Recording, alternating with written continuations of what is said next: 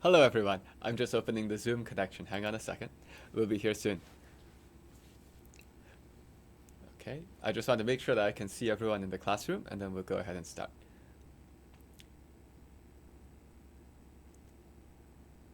Cool. Okay, I think we're good.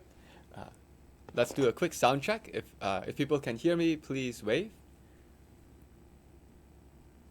Good. Okay, so that's our latency.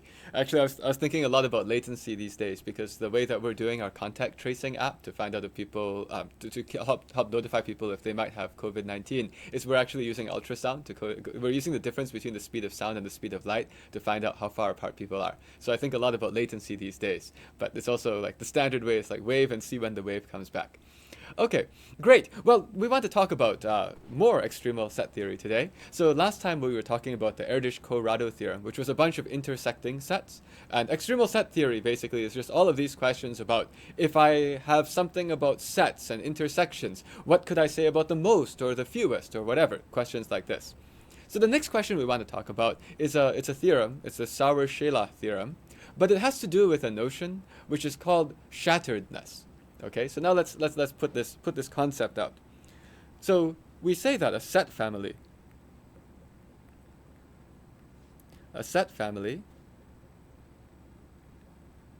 F shatters a set S if what we want is that, so a set S is, okay, so we have a set family. A set family is going to be a bunch of sets. And a set S, this set S doesn't have to be in the family. That's important. But it shatters a set S if, what I'll say is that for every, maybe let's draw a picture, okay? Let's draw a picture of what this is and then we'll write it out in words. But if this is my set S, S has a few elements. Let me just draw something simple because this will, even 3 elements will be too much for me to deal with. But I need to say it shatters F if, you know what, 3 elements is too much to deal with. I'm gonna do 2, and you're gonna see why in a moment.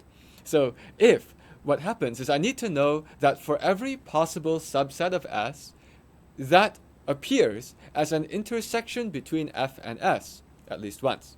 So for example, there will be some set of F, which is out here, which doesn't intersect that at all. There could be multiple, by the way. You could have multiple sets that don't intersect it at all. Nobody said how big these sets are. These sets can have all different sizes.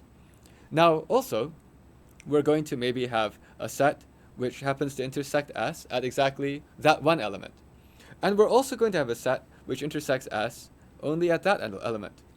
Nobody said that these sets have to be disjoint outside. You know what? I'm going to go and try to make sure that it's clear. You could do something like this too. So the pink set intersects S at one element. The green set intersects S at one element. The green and the pink can intersect outside. That's allowed. And I'll just go and make another one, which is like this. And there's another set here which happens to intersect S at both of the entries of S. So that's why I didn't want to do 3 elements in S. If I had 3 elements in S, I would have to draw at least 8 sets, and that would just be too much to put on the screen at the same time. And I also don't have enough colors to do all of that. But so let me now write down in words what we just said. It shatters a set S if for every subset A, which is a subset of S,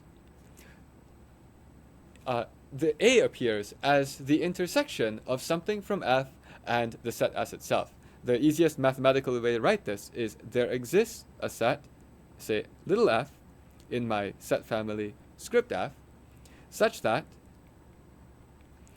F, the little f, intersect S is equal to A.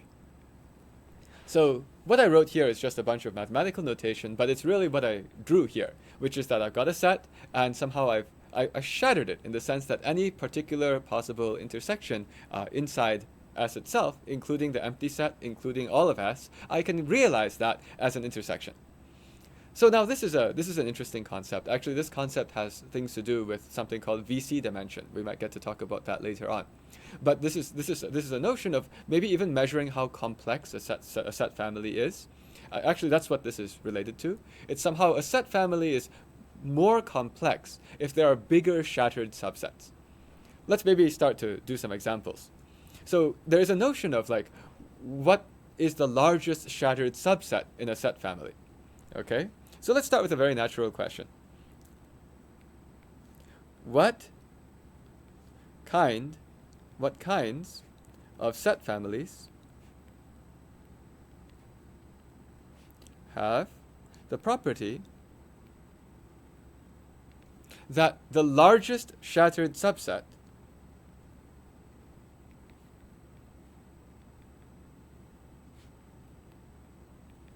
has size 0? So I'm just curious. I just want to kind of understand, like, that's going to be a parameter of a set family. And so if I say the largest possible shattered subset has size 0, what would that mean?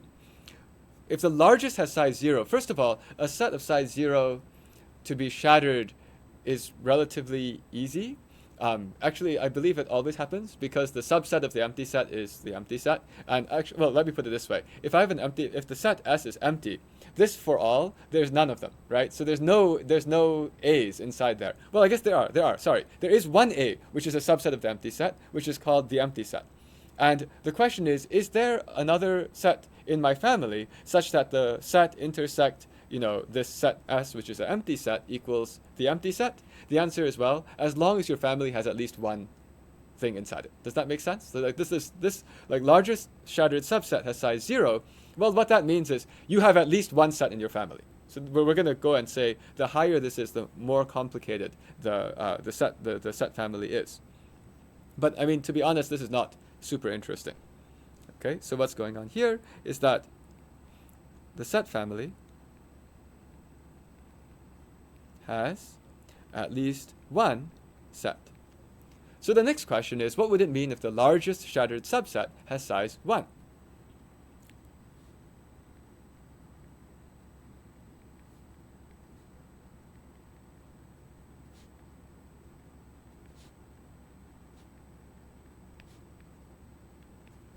So what would that be? So if we want to say the largest shattered subset has size 1, we first of all have to say there is a shattered subset of size 1. What would that look like? Shattered subset of size 1, I guess that means that I have an element for which there is a set that contains the element and a set that doesn't contain the element. Right? So somehow I do need to have some element somewhere this way. And what would it mean to not have any shattered subset of size 2? I guess I'm looking for examples. Yes, Anthony, what do you see? I'm just looking for examples first. Yeah.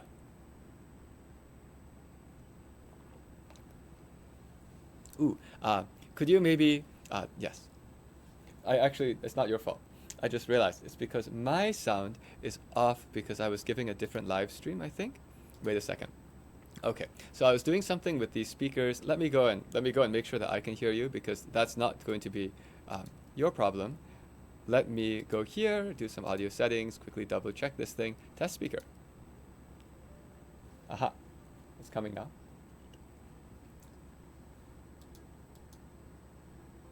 Excellent. So I have this. So in that case, I should be able to hear you. Could you say that again, please?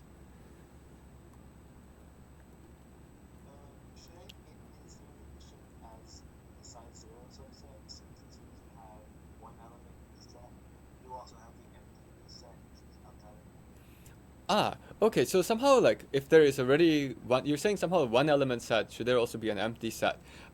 So the idea is, as long, I mean, I guess let's do something else. Let's look for some examples. I think that would probably be easier, right? So I don't necessarily need to have a complete categorization yet.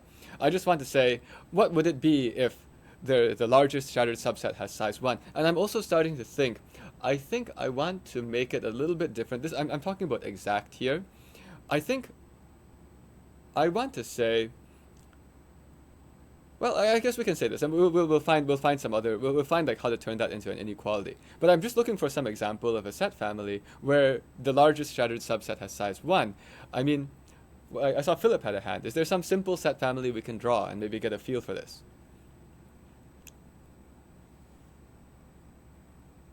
I actually just had a question. Question. So when you say that you shatter a subset, does that mean it has to be a set in F that you shatter, or is it just there exists a set which is shattered? Oh, you're right. Thank you. Actually, I think I get your point. So yeah. The set that you're shattering actually doesn't have to be an S. So in fact, let's take that back. It's not that the set family has at least one set. The largest shattered subset has size 0. That happens automatically. Because indeed, it just has to have, there has to be some set out there which has size 0. It's called empty set. And for every subset of it, there is some F. Oh, wait. No, it's, sorry, that part still needs to stay. Sorry, that part still needs to stay because it says for there exists a set F inside my set family, which hits that. So I'm going to put the undo, okay? Oops, we need to put the redo. We got it. So that one's going to stay here. But it is true that when you're talking about a shattered set, the shattered set doesn't need to be in the set family. Can we make an example? Is there an example of a set family? Yes, Bryce.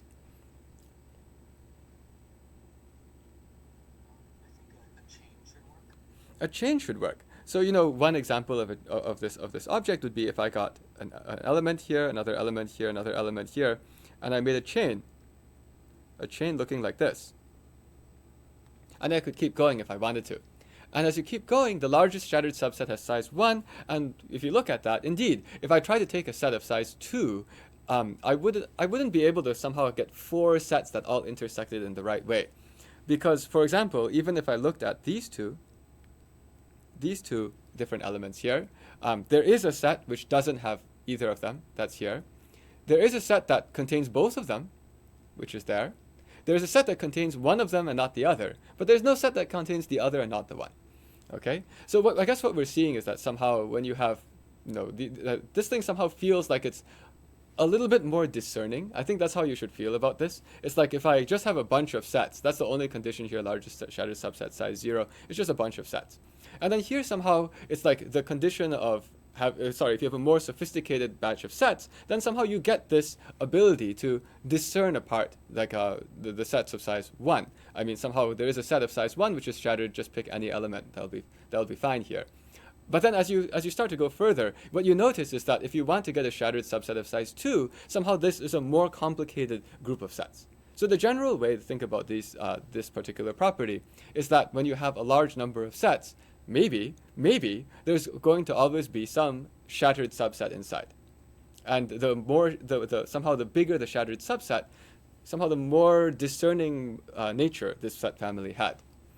So the next question I want to ask is an extremal one, which is to say, if I have a certain number of elements in my set family, I mean I have a certain number of sets in F, I'd like to be able to say then automatically there's going to be a shattered subset of at least some size.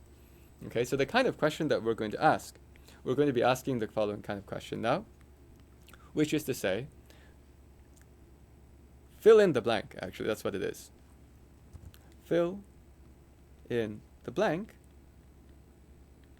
And we want some kind of a statement that says if F is a family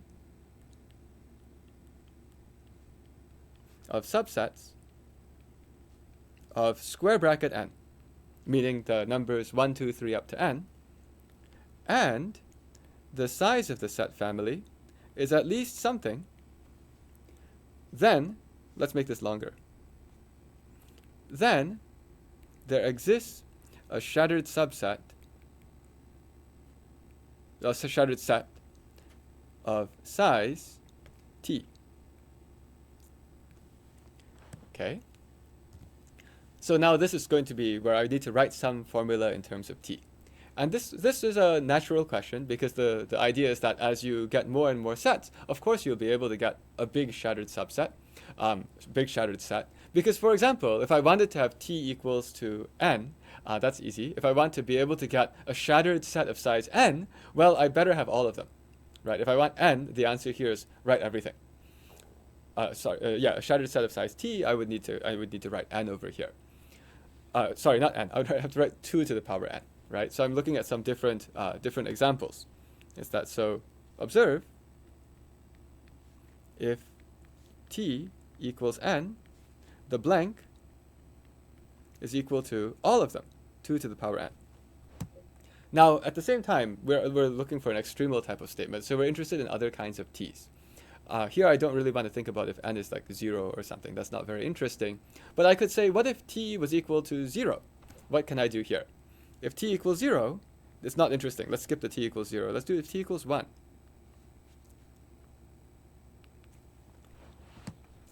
What do you guys think? How could I get a shattered set of size 1? I mean, not how to get one. It's like a how to get an extremal type statement, saying if I get enough sets, then there's finally going to be a shattered subset of size 1. And here, this kind of a statement has actually, it has to have two parts, in the sense that I have to have also a construction, and I have to have a proof. Philip?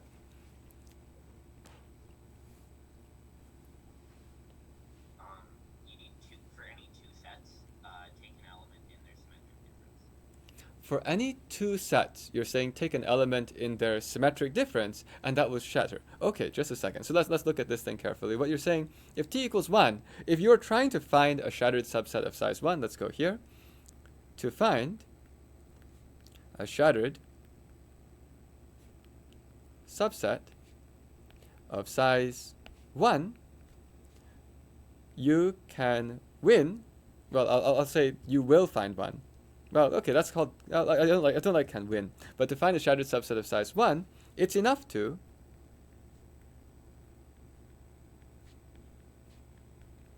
find two sets with one element in their symmetric difference. And this example would look something like this. I find two sets, and I find this one element here in the symmetric difference. And that one is going to be a one element shattered subset because there's a set that contains it, and there's a set that doesn't contain it. Okay, so that's one way to find a shattered subset of size 1. And how, if I want to say, like, eventually, if I just have enough sets in my family, this thing will happen, what kind of bound could that give me? Right, I need to write down a number here to get a true statement. So Philip is saying, if only I could find that there's two sets which, have this type of property, then I'd be done. And what kind of a bound could I put to guarantee that I find two sets which are, I guess, got some symmetric difference? Anthony.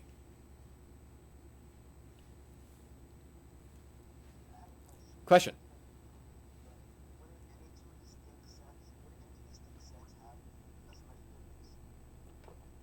What if any, are you saying, what if any two distinct sets have a symmetric difference? Actually, that would be good. So I'm trying to say, I mean, what Philip is trying to do is he's trying to say, here's a condition under which I could get a shattered set of size 1. Under this condition, I could get a shattered set of size 1. So it's like, well, could I have some bound on the number of elements in my set family that guarantees that I'm going to see these two, with the symmetric difference? So now, if every two sets have a symmetric difference of size 1, that's great. Oh, you might be wondering about this size t. I'm not saying that this t is the biggest shattered set. If you get a shattered set even bigger than t, that's great. Because if you have a shattered set of size t plus 5, just pick any t of the vertices and you're good. So I think what I'm looking for here is this idea of Phillips is pretty interesting. And so the question is, what could I put on this bound to say, like, well, if I just have this many sets, I'm going to be okay. So I just want to say some bound so that if I've got enough of those sets, then for sure I'm going to see a situation where, where the symmetric difference is non-empty. Ariel, are you saying something? I'm not sure. I just saw the rectangle go around yours. Yeah, I think Anthony was saying that any two sets will work because for any two sets, they can be the same. Oh, that's his point. Yes. So the point is for any two sets this will work. Okay, I understand. So that's your point, Anthony. And you're right. So actually at that point, I think I was getting ahead of myself and thinking about the next piece. But yes, you're right. Any two sets will work. And so if t equals 1, you just need to have at least two sets. Is that right? If you have at least two sets, you're going to be in good shape. So if t equals 1, what you're saying is that you can use blank equals 2 works. Okay, so the blank equals 2 is going to work because I will be able to find 2. Thank you, Anthony, and thank you, Ariel. And furthermore, if I had only 1, it's too small. So blank equals 1 is too small. But 1 is too small. Okay. So now I know that somehow if t equals 1, I should put 2. Let's see if I can go on a little bit further. So what we're trying to do now is we're trying to fill in the blank, which is to say, if the number of sets in the family is at least something, then there exists a shattered set of size at least 2. So the question is, can we fill in this blank? Now, at this point, I'm going to say the proof part is going to become increasingly more difficult. In fact, proving that there exists a shattered subset is going to be the heart of today's lecture. Instead, I'm kind of looking for constructions. Let's try to look for constructions. And constructions are, here's a set family where there is no shattered set of size 2. Do you understand what I'm going for? I'm going for the other end to try to say, like, eventually we're going to stick some number here and we'll prove a bound. And we'd like to prove a bound that's, like, best possible, which is what's exciting about this theorem. So let's start by making some constructions.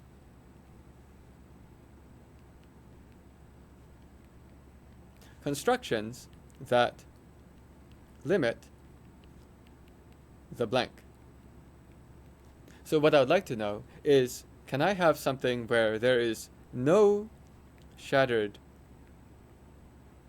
set of size 2? And here what I want is I want to get as many in the set family as possible. So we previously saw one, by the way, no shattered subset of size 2, we saw one. And the one that we drew was the chain. It was the chain. So we got, actually one of them should also be the empty set, I believe. In this chain you can go with empty set, and then you go with just 1, and then 1 and 2, and so on. So here's one example, which is empty set, just 1, 1 and 2, and so on, until finally the entire square bracket n. And what I got here is I got n plus 1. I'll call it 1 plus n. So I'm saying that with 1 plus n many of these sets, then I can actually have that there is no shattered subset of size 2. Okay. So what else can I do? Does anyone have any other constructions of something that has no shattered subset of size 2?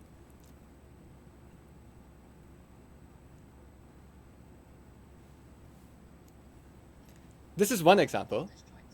All disjoint sets. So there's another example. So another example with no shattered set of size 2 would just be a bunch of disjoint sets, because then there's no opportunity to do any shattering. And I'll just say, if you have a bunch of disjoint sets, presumably you did empty set 1, 2, 3, and all the way up until, this is the most disjoint sets I could have, up to just n itself. And at this stage, I also get 1 plus n. Okay, and of course there's no shattered subset of size 2 here. That wouldn't work. I mean, you cannot shatter a set of size 2 because there would be, all these things are disjoint anyway, and you'll have no way of getting the union with both. But this is now worrisome because we have two constructions which are extremely different and they have the same number. And I'm going to say that actually the answer for sets of size 2 is 1 plus n. And now this is a problem because if you want to prove this result, we have two extremal constructions. And that's giving an inclination to why this proof might be challenging. It's a very interesting proof. We'll get there. Let's do the next example. And let's see what we can do for shattered subsets. How many sets in the family will let me know there's a shattered subset of size at least 3, of size 3. And again, we'll be doing construction. So the next question is to again find out that, what can I put in this blank? F at least this implies there exists a shattered subset, shattered set, not subset, of size 3. And again, we'll do a construction. Construction with no shattered subset. Maybe I shouldn't just write the question mark. It's like somehow of size 3. What can I do here? Anyone have a construction in mind? Anthony.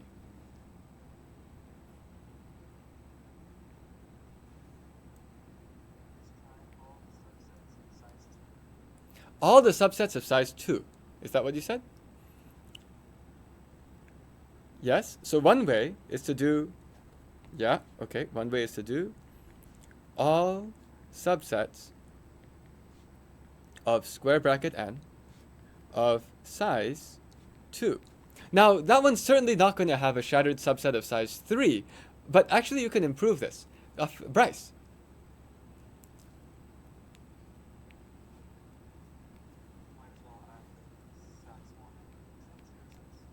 Less than or equal to 2. That also works, right? And so when we see this, we see that actually we can go all the way down. We can go size 2, size 1, size 0. And that works. And the number of sets that we find here is that we get n choose 0 plus n choose 1 plus n choose 2. Okay? If you look at this bound, now we're starting to see a pattern come. The pattern is, if I only went up until size less than or equal to 1, that would be n choose 0 plus n choose 1. That was the n plus 1 we saw before. And if somehow we were very silly and just wanted the first term, that's just 1. So you should see that the pattern is that we're just taking these numbers and we're just cutting off at the beginning. That's why I wanted to do a few examples. So in fact, the statement of the theorem that we're going to prove, well, let's go to the next. I'll just write in the next one. This is the Sauer-Scheler theorem.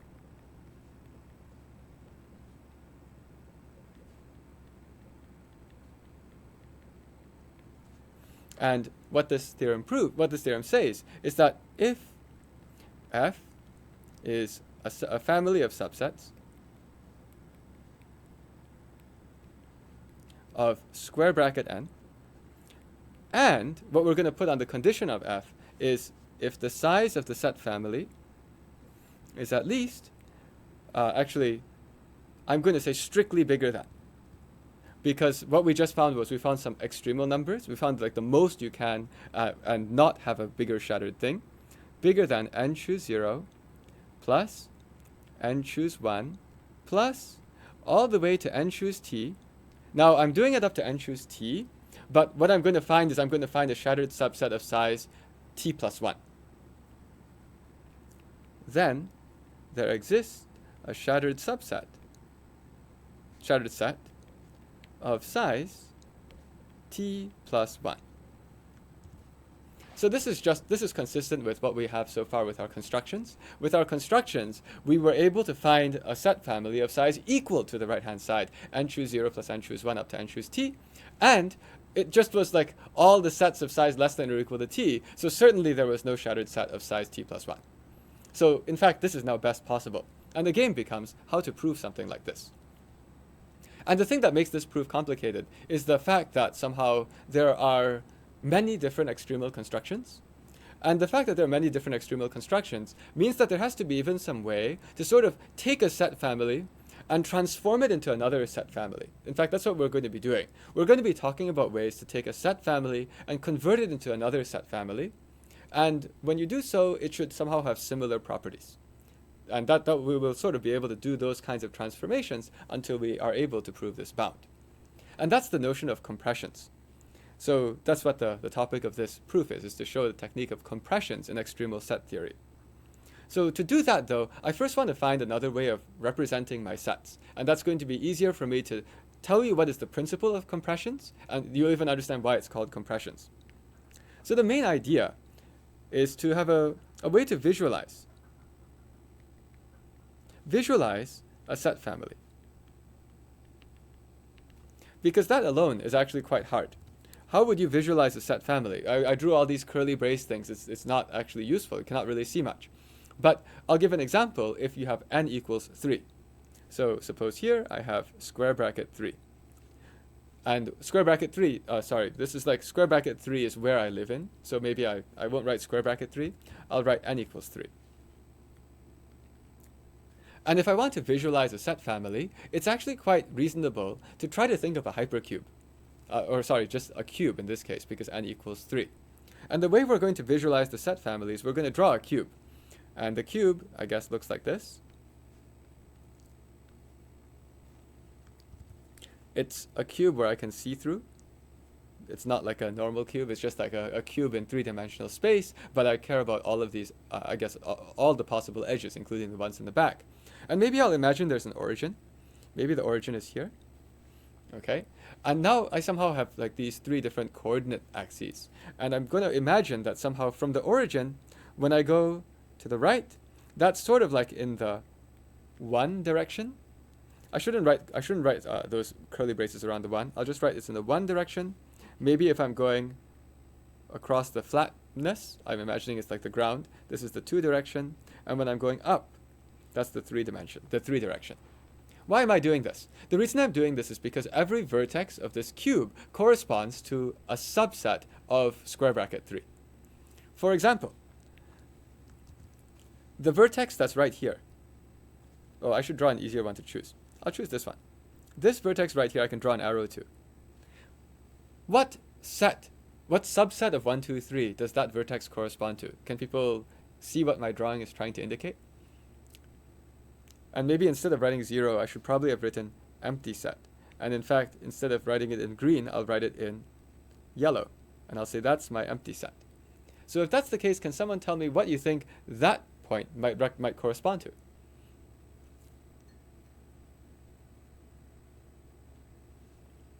Anthony.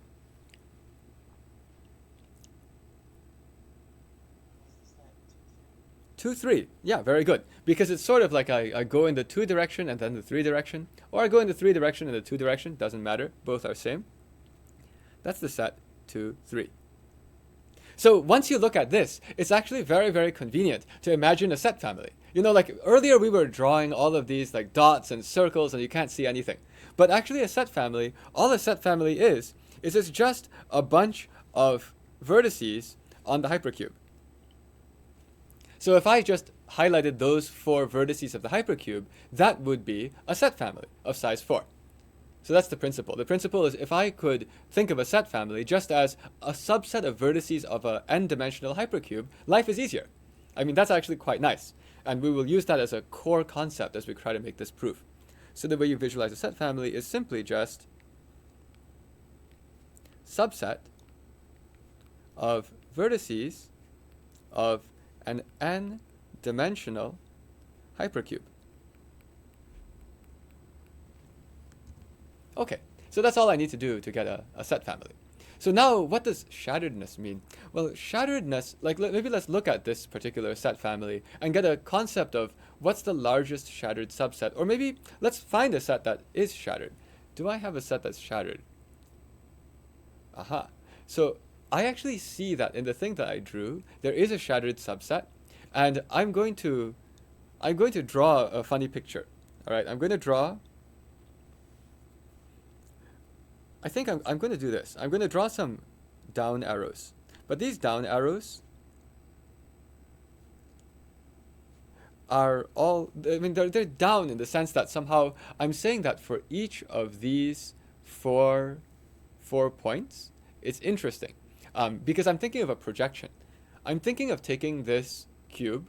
I'm thinking of taking the yellow points that I have, and I'm going to draw a new diagram. And my downward projection of that diagram, it looks like this. I could do a better job.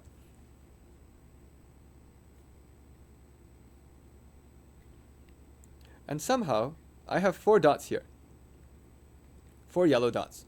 The way I did my downward projection is I said that if there's any point at all that I've made yellow, I'm going to make this one yellow. When I'm doing this downward projection, if there's any point that's yellow at all as I'm going in this sort of vertical axis, I'll make this one yellow. And I'll make that one yellow, and I'll make that one yellow. Why am I doing that? What has this actually achieved? This thing, by the way, is like a lower dimensional drawing. This one just corresponds to the case where I just have 1 and 2, if you know what I mean. Like, maybe it's not clear. So I guess what I'm trying to say is like somehow what we just did with this vertical projection is sort of like taking the sets that we had and intersecting those sets against just the 1, 2. So if I looked at this picture, in this picture, let me draw it this way. In this picture where I've gone down, I have 2 axes still, and the 2 axes are the 1 axis and the 2 axis. But if I went and picked any old set, like maybe this one here, this was the 1, 3 set, dropping it down here, in this secondary picture, this set is just the 2 alone.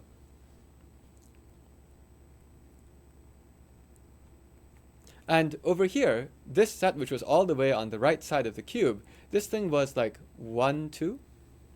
So this thing was 1, 2.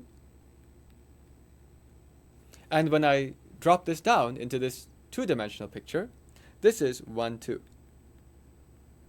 But what I claim is that this pink thing, what the pink thing does is it will take any set and it will replace it with the set which is 1, 2 intersect the original set. So what this pink projection is doing is it's taking a set A, projecting it down into A intersect with 1, 2. I want to do a quick check-in. This is a very important part of the proof because this is the concept. And the concept is what makes it so the proof is very easy. In fact, the proof is going to be very easy once we get the concept straight. And the idea is somehow, in this whole Sauer-Scheler theorem, when we are trying to find these shattered subsets, the whole game is to say, I have a set family, and I'm curious how that set family intersects with one particular set S. And the interesting thing you can do here is if you do some kind of a projection downward, when you do a projection downward means if there were any yellow dots at all in this column, I will make a yellow dot over here. Did that make sense to people? I'm saying that this thing, if I do this purple projection, pinkish purple projection downward, then whatever I highlighted here in the lower dimensional picture, yep, it's going to be the collection of all of those intersections. Now, why in the world did I choose to project downward? Why did I look at this picture and say, I want to project downward? Because there's something special about this picture. And it has to do with the concept that we're talking about. The original set family, it turns out it shatters a set. What set is that? Anthony?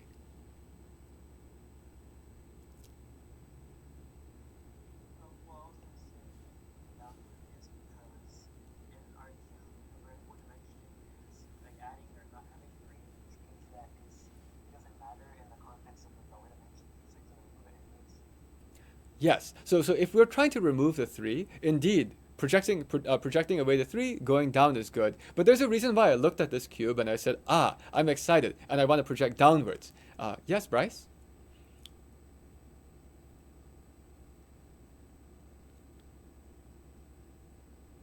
Since you have a point on every point in the square, that means you shatter 1, 2. Yes. So the key is, you see, I've actually filled up all of these 4. The fact that I filled up the entire lower dimensional piece means that I actually shattered 1, 2 in the original family. That's the key. The key is because I was able to look at that picture and say, oh, I got lucky. The yellow dots that I highlighted happen to make it so when I go down this way, I actually have a fully shattered object. I mean, I have a full object. When I go down this way, I have a completely full object. That means full object is like all 4 of those options are there. That means I shattered 1, 2. So the important observation here is the fact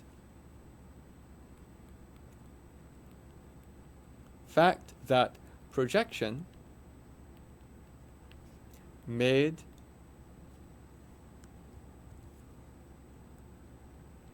all of the vertices of the lower dimensional cube, let's just say selected, implies it shattered. So it's like it shattered the lower dimensional cube. It shattered the set corresponding to the lower dimensional cube. Okay, so that's what this shatteredness means. And so we have this idea of like pushing down, right? And ultimately, when we're trying to find out whether there's a shattered subset of size 2, that's what we would do. And if I wanted to know if there's a shattered subset of size 1, what would I be doing? It's not that I would just be pushing down, right? It's like somehow if I do this pushing down, that's telling me whether a particular subset of size 2 is shattered. But if I want to find out if a subset of size 1 is shattered, I would push down, and then I might also push across. Does that make sense? So the idea is you just push, and you'd push, and then you'd hope that the thing still had both of them there. So, for example, I mean, I can say, if I wanted to say that I'm looking at this picture, there's also a set which is shattered, and that set is just the set 3. The set 3 is also shattered, And the reason the set 3 is shattered is because if I go and sort of project away the 1 and then project away the 2, projecting away the 1 is like sort of blowing everything this way. So project away the 1, everything drops down this way. And then project away the 2, everything drops down this, I can't do it, this way. Everything drops down this way. Then after you're done, you will actually have 2 things left. One up here and one down here. Does that make sense? The way to think of this is like wind. I actually call this compressions it's called compressions, and you can think of it like wind blowing in some direction. Okay? So that's the key idea. And now there's a key observation. The key observation is you can do what's called a compression on a set family by blowing the wind in some dimension. You can blow the wind in one dimension, in one of the dimensions at a time. But let me do an example. So compression is wind blowing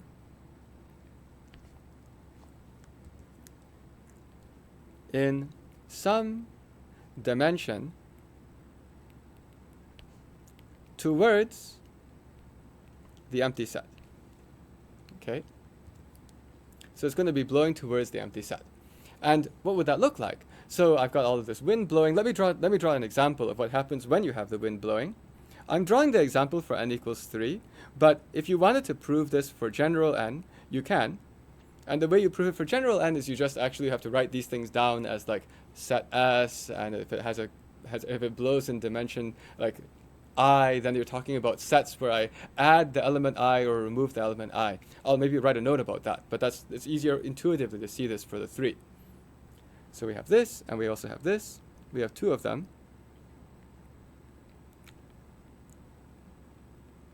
Okay, and I'm going to imagine what this looks like. Here I'm going to make a more full cube. This is probably a full enough cube.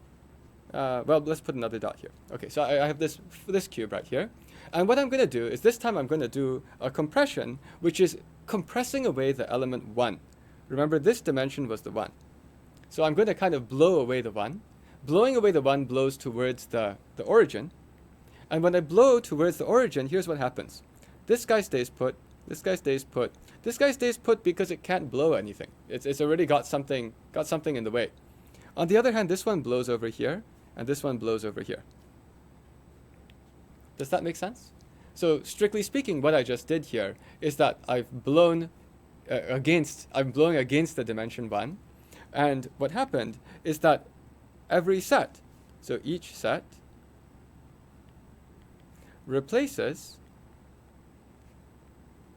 with the set minus 1 unless that's already there.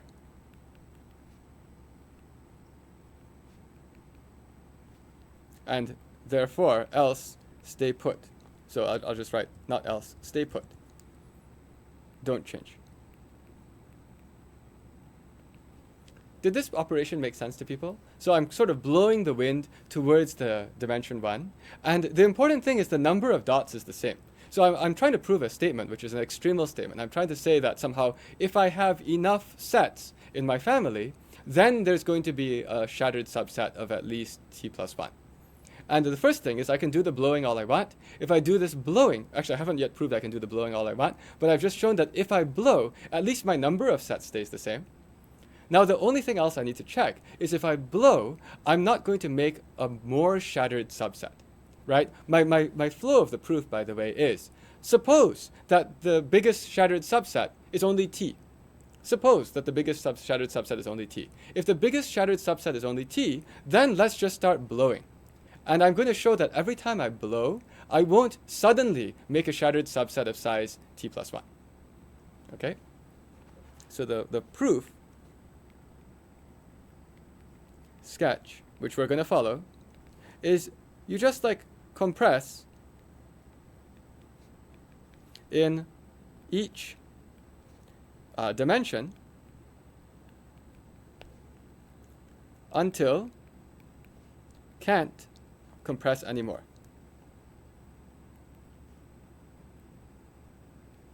And importantly, the number of sets is the same. An important ingredient is we'll need to show that you won't make a new shattered subset, shattered set. That's actually all we're going to show. We're going to show that as you're doing this blowing, you're not going to make a new shattered set. So whatever was shattered before is possibly now not shattered, but there's no way you can suddenly shatter a set by blowing. And if you look at this, there's actually really only two cases to think about, and you look at the blowing. So if I'm blowing, let's pretend that my blowing, let's go back to blowing. Well, I did the blowing to the left here. I did the blowing down in the other one. I'm going to go back to blowing down because to me that's easier to see right away. Let's go back to blowing down.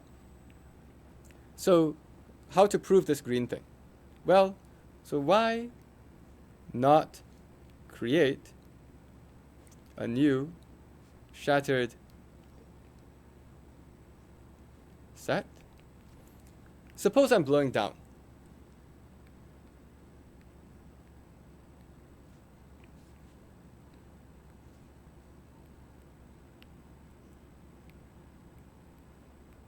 Actually, that's a bad cube. Let me draw a better cube.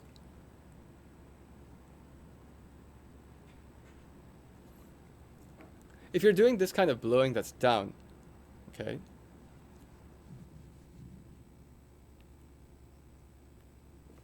if you're doing the blowing that's down, what kind of sets could you try to shatter?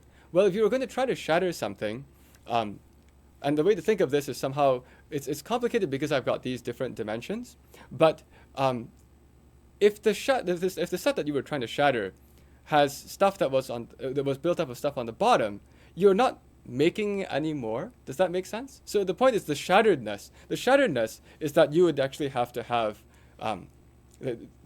just a second. This is how I should think of it. Sorry. The way I should think of it is life isn't just three-dimensional, but what I should say is, how could I create a shattered subset? Let's pretend that the shattered set that I've made is the one that's down here after I happen to blow in the downward direction. Meaning that, when I'm blowing in a direction, I'm either blowing towards the shattered set or kind of in a different direction from it. Does that make sense? Like the shattered set is going to be some subset of 1, 2, 3 up to n. In this particular example, I drew it with like a three-dimensional cube, and so I put that down here. But if you're blowing in the same direction as the shattered set, you actually can't make a new shattered set because, if you're blowing and it's shattered now, well, it would have been shattered before, even before you blew downward. Does that make sense to people? It's like somehow, if I've got this set, and the way to think of this is eventually n is not just 3, but if n is not just 3, the way I would represent the dimensions is that here, the floor, the down, that's my set that I claim is mysteriously now shattered. Okay, and then I've got all these other dimensions. The up is not just one up dimension, there's a bunch of them. But in one of those up dimensions I chose to blow downwards, it didn't help because somehow I'm blowing in the same direction. It's if it had a column above it if after you blow, you got it shattered, you were shattered before too. Anthony.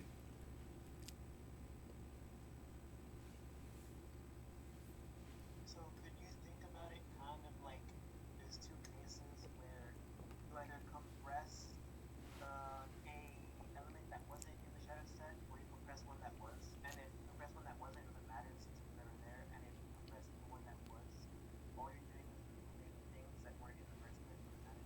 Yes, so that's actually the exact way to think of it. That's why there are two cases. I'm just trying to use a picture to show the two cases. You're right. It's like somehow if you're compressing in the same dimension, where you're removing something that wasn't in the shattered subset anyway, well, what difference does it make? Like that's what this is doing. This is called I'm removing a coordinate, I'm removing an element, and that element I'm removing was not part of the set that, I claim is shattered. Well, in that case, then beforehand, it was also shattered. Right? Because after I compressed it, after you blow downwards, who knows? Maybe somehow this thing was here, and this thing was here, and this was here, and this was here. After you blow, somehow you got this, and you said, oh, look, finally it's shattered. But it was shattered before. That's case 1. Case 2 is that your blowing direction is your blowing direction is something that's in the shattered subset. And the other case, so this is the case where you have the blowing direction being for something that's outside the shattered set. For the other case, your blowing direction is in a direction that's actually in the shattered set. And so we're going to blow this way. And now if you blow this way, how could it be that after you're done, Oh my gosh. The blow arrow is this way, but the sets I'm creating are the other direction. I'm going left to right, if that makes sense. So maybe I should label this as before, and this as after. Okay? And if after you blow, it's the same before and after. If after you blow, somehow you got that the bottom is shattered. Actually, what the bottom shattered looks like could be something like this. You see, for the bottom to be shattered, I don't know if this makes sense. In order for the bottom set of this thing to be shattered, I sort of just need these skyscrapers each to have something in it. Is that making sense to people? My set, could it be that there's a new shattered set? My shattered set corresponds to the bottom, this 1, 2. And this is an example of something where it's now shattered because somehow I've gotten occupancy in each of these skyscrapers that's above the base. Okay? But if after blowing you see this, then certainly before blowing, well, first of all, if after blowing in this direction, it looks like this, then you in fact know that those are there too. Because that's the only way that you could still have these guys surviving up here. You have to have it sticking there, or else you wouldn't have, or else when you blew, it would have gone. What that means is beforehand, I better have had this, this, this, and this. I might have had other weird behavior over here. Maybe that one is out there, maybe this one's over here, I don't know. But it also doesn't matter, because I already got it with those. Does that make sense? So the point is that somehow if after blowing you say, all right, where are the ones that give me all my coverage of that bottom piece, of that projection? Well, whatever is giving me coverage of the projection, if it's something which is like already it got blown there, well, then even before, wait, how should I put this? Well, when I look at this piece, I'm like, well, this thing is necessary. This signifies that it was covered. Just a second. How should I say this? I'm saying if this guy is now suddenly shattered, then I need to say that beforehand it was also shattered. And the best way to do that, I'm trying to think of the best way to hit that. Oh yeah, the best way to do that is that actually you don't bother about these two bottom ones at all. You use the ones that were up here on the top. So you use the ones that were already the harder ones to get, if that makes sense. You use those sets that happen to contain the element that you're blowing away. And because those guys already exist in the after blowing, they also existed in the before blowing. So actually only from this top layer, I'm already able to know that before I got the whole thing covered. Did that make sense? I mean, somehow the way that this proof is working, the best is somehow also to, as you work through the details on, and look at it, you will see that there's two different kinds of compressions. One kind of compression is when you take elements that were not in the set anyway, that you're claiming, is now shattered. The other is when you take elements that are in the set that is shattered. And what we're seeing from these two different analyses is that this one over here, it doesn't make a difference anyway, because those things weren't, you're taking away something that was not relevant. Over here, on the other hand, the compressions, after you do that blow compression and you get this, now at some point this signifies that you have actually shattered the set 1, 2. And what you'll do is, since the thing that you're blowing away is dimension 1, you go and find those elements, those sets that contain that element 1. Those correspond to points that are out here, which are on the skyscrapers that are in this dimension 1 direction. The fact that those points exist, even after blowing, automatically tells you that the ones right before them exist. And that's what covers, in the original picture, the whole thing. So that's actually the proof by picture. And if you write it in terms of words, those would be the words that you would use. Maybe the punchline of the whole thing is, all right, so when you compress, you don't go and make any new shattered set. Then in that case, I can compress all I want. So I compress and I compress and I compress in every dimension until it's no longer compressible. What's the punchline? When it's no longer compressible, at the end, what do you get? At the end, you get, some subset of the hypercube and dimensional hypercube. But what does that subset look like? What that looks like is that if you have anything in it at all, if I have anything in it at all, any set in it at all, actually every subset of that set is also in it. That's a really powerful statement. If you have any set that's after all of the compressions, actually every subset has to be there, because somehow if there was a subset that was not in there, you could blow in that direction and get more compression. Does that make sense to people? Like the compression is basically squishing everything towards the origin. And if there's a hole at all, then you would be able to blow into that hole. That's a really important point. It's like if there's some set S, then every single subset is there, because if there was one particular subset that was not there, well, then you would just be able to blow into that particular one.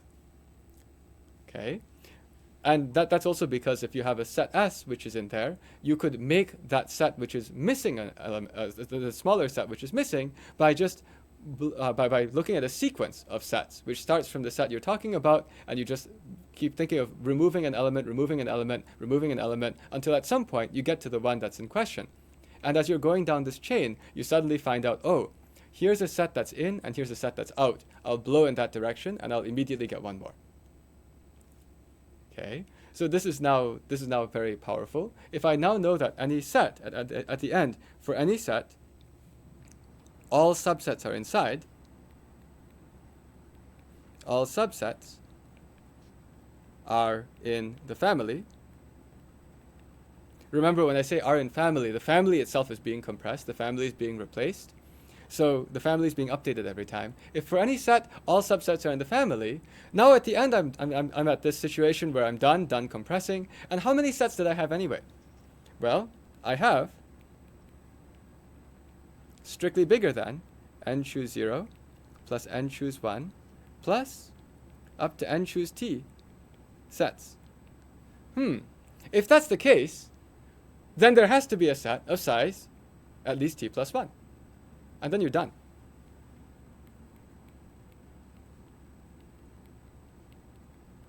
Set of size at least t plus 1. And because for that set all subsets are inside, boom, it's shattered. So this proof is actually one which is just about the concept of compressions. In this proof, what's inside? Effectively, we're just saying you're not allowed to. We'll do this compression operation. The compression operation will maintain that the number of sets in the family is the same. As I compress, I make a claim which says I'll never get a new shattered subset, a new shattered set.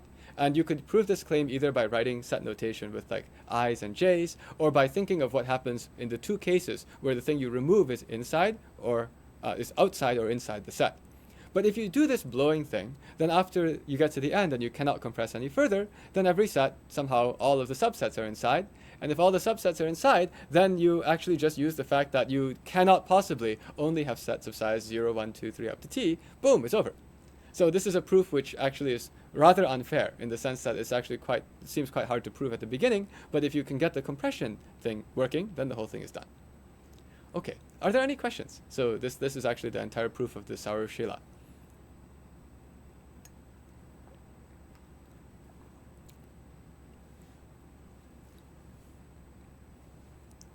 Oh, okay, there's a chat. I'm curious I'm curious what that says. The chat might say nothing actually. So, oh, okay. So, sorry, I didn't have the chat open. But yes, we are effectively projecting into a lower dimensional subspace. But yep, so that's actually all there is in this. So in that case, if there are no questions, then I guess I'll see you guys all on Monday. Have a good weekend.